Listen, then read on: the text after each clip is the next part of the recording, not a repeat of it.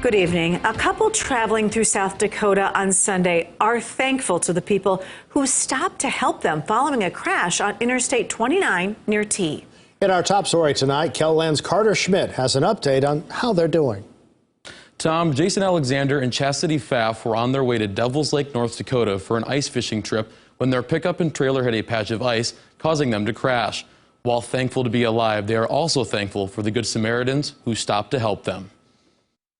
Just miles before the crash, Jason noticed how windy it had become. That very moment, we happened to hit that icy patch that numerous accidents had occurred. And when we hit it, it pushed the trailer so hard that it just basically took the back end of the pickup out from underneath of us as well. They hit the ditch, rolled the pickup and trailer, and landed on a sign.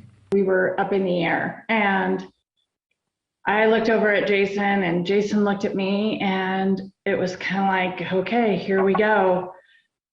I remember thinking in my mind, this is it.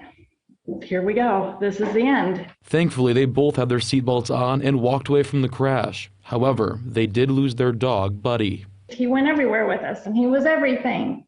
I keep bouncing back and forth. I know I'm blessed to walk away from this accident okay, and Jason and I are okay. But it's still hard because he just was all heart. Moments after the crash, 3 boys visiting family in South Dakota for Christmas stopped to help and make sure they were okay. It just was one of those things that we needed to make sure that we did our part to ensure that everybody else's families were okay, especially because everybody's traveling for the holidays. You don't know how many people were in the vehicle at any time. It takes 5 minutes to stop on the side of the road just to call 911 and make sure that people are okay. It doesn't cost anything to help somebody. The REISERs grew up in South Dakota until they moved to New Mexico in 2014.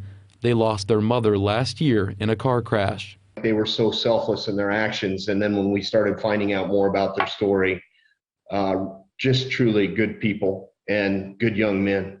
Kevin Willis and Jody Kozel were in town to see the Falls Park lights. They ran into Jason and Chastity at a hotel after the crash and helped them get food and a rental car. My father as well was killed in a car accident several years ago. But there's a saying that's out there I learned a long time ago. It says, there are 2 ways to spread the light, be the candle or the mirror that reflects it. So that's what we were doing. We were trying to spread a little bit of light and helping them, knowing that if we were in that situation as well, that we would hope people would help us.